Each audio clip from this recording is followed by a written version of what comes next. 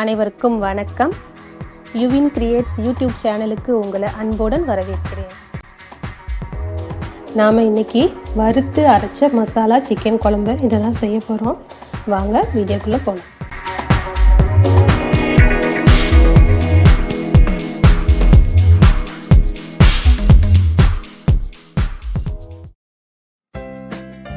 Stove பற்ற வச்சு கடாய் வச்சுக்கலாம். கடாய் சூடானதும் எண்ணெய் ஊற்றிக்கலாம். எண்ணெய் நான் ரொம்ப கம்மியாக தான் சேர்ப்பேன் எப்போவுமே. எண்ணெய் சூடாகிடுச்சு. இப்போ தாளிக்கிறதுக்கு பட்டை, கிராம்பு, பிரிஞ்சி இலை இதெல்லாம் போட்டு தாளிச்சிக்கலாம்.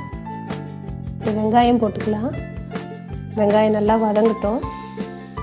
வெங்காயம் வதங்கின உடனே இஞ்சி பூண்டு பேஸ்ட்டு சேர்த்துக்கலாம்.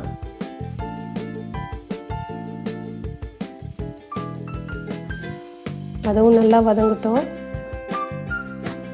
வெங்காயம், இஞ்சி பூண்டு எல்லாம் நல்லா வதங்கின உடனே நம்ம சிக்கனை மஞ்சத்தூள் போட்டு நல்லா கழுவி வச்சுருக்கோம். அந்த சிக்கனை சேர்த்துக்கலாம். சிக்கன் நல்லா வதங்கட்டும்.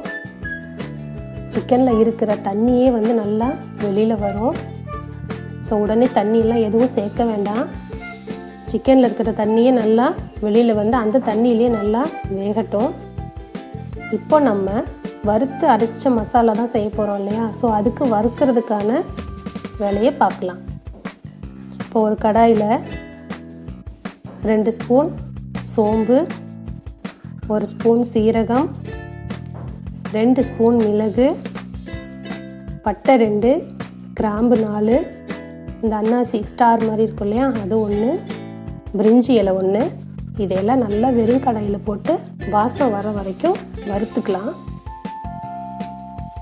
அதை தனியாக எடுத்து வச்சுட்டு அதே கடாயில் கொஞ்சம் எண்ணெய் ஊற்றி வெங்காயம், தக்காளி போட்டு நல்லா வதக்கிக்கலாம்.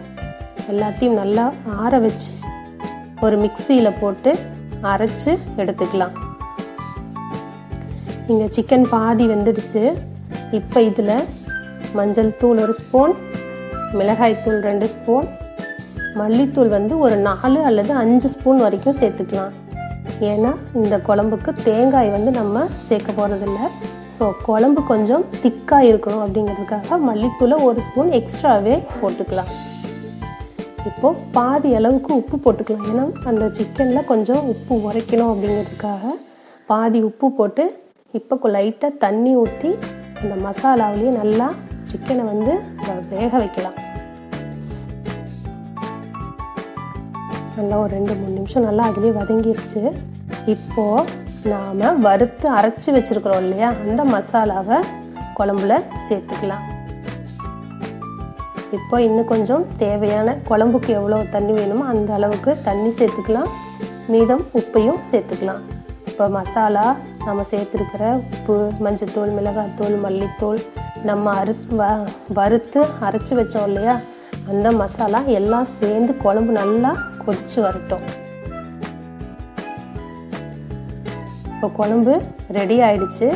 ஃபைனலாக கொத்தமல்லி இலை தூவி குழம்ப ஆஃப் பண்ணிடலாம். அவ்வளோதான், வறுத்து அரைச்சி வச்ச மசாலா சிக்கன் குழம்பு ரெடி ஆயிடுச்சு. இந்த ரெசிபி உங்களுக்கு பிடிச்சிருக்குன்னு நினைக்கிறேன். நீங்களும் ட்ரை பண்ணி பாருங்க. எப்படி இருக்குன்னு கமெண்ட் பண்ணுங்க, சப்ஸ்கிரைப் பண்ணுங்க. நன்றி. பெல் பட்டனை ப்ரெஸ் பண்ணுங்க.